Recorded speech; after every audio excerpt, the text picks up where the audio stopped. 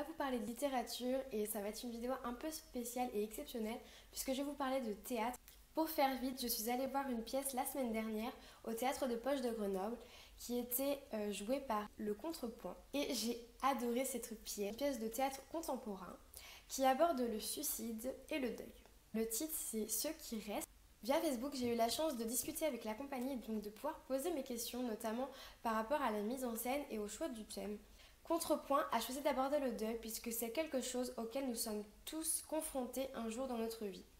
Encore aujourd'hui, cela reste un sujet tabou et c'est pour cela qu'ils ont décidé de prendre la liberté de l'explorer comme ils le voulaient. Donc c'est l'histoire d'une jeune femme qui perd son compagnon le 31 décembre. Ce dernier s'est suicidé.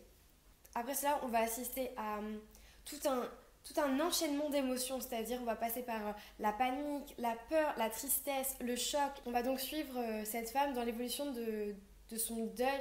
Et c'est vraiment très intéressant parce qu'on va à la fois voir le renfermement, la solitude, le dégoût pour la vie presque, le fait qu'elle va se couper du monde, etc.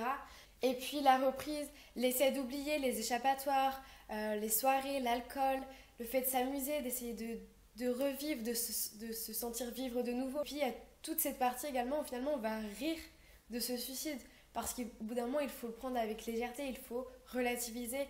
Cette pièce elle est vraiment prenante, c'est-à-dire que pendant 1h30 vous êtes à fond dans l'histoire, vous ne pouvez pas penser à autre chose. Moi pendant la représentation ils m'ont fait pleurer, c'était vraiment émouvant par moments j'en avais des frissons, j'étais angoissée, j'avais l'impression de revivre certaines émotions déjà vécues par rapport au deuil ou par rapport à la question du suicide. Mais aussi, ils m'ont fait rire.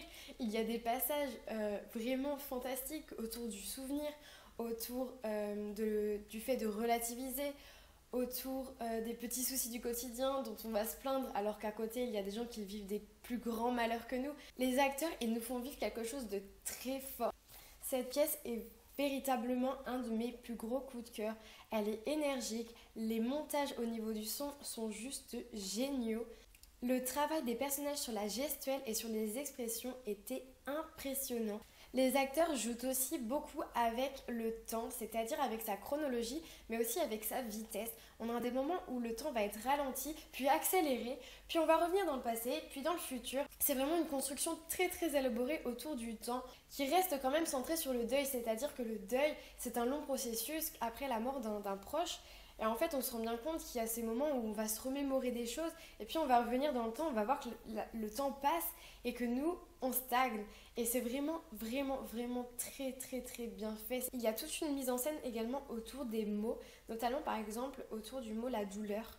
Et la douleur, la souffrance. En fait, je dirais que c'est une pièce avec pas mal de métaphores, d'images, c'est très imagé. J'ai vraiment passé un super moment. Je pense que c'est vraiment une pièce, si vous aimez le théâtre ou que vous voulez découvrir le théâtre contemporain, qu'il faut aller voir parce qu'elle déborde d'énergie. C'est une pièce très très réussie.